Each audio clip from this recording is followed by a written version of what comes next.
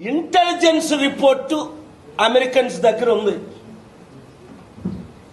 ఎవరు చేయించారు ఈ దాడులు, ఎవరు చేశారు, దీన్ని దేని కొరకు ఎవరు ఎలా చేశారు అన్నది వాళ్ళ దగ్గర ఉంది ఇన్ఫర్మేషన్.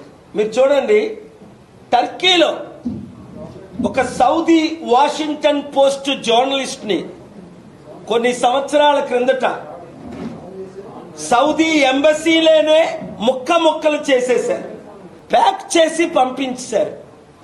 అది చేయించింది ఎవరు? Saudi government. చేసింది ఎవరు? వాళ్ళ మనుషులే ప్రైవేట్ ప్లేన్లో వచ్చి.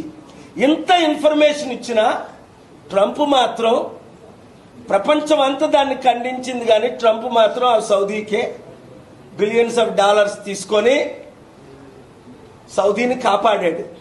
అంటే వాడు ఎంత పెద్దోడైనప్పటికీ, నా మిత్రులు అయినప్పటికీ, రాజకీయ కుట్రలు ఏంటంటే డబ్బుతో ఎవరినైనా కొనియొచ్చు.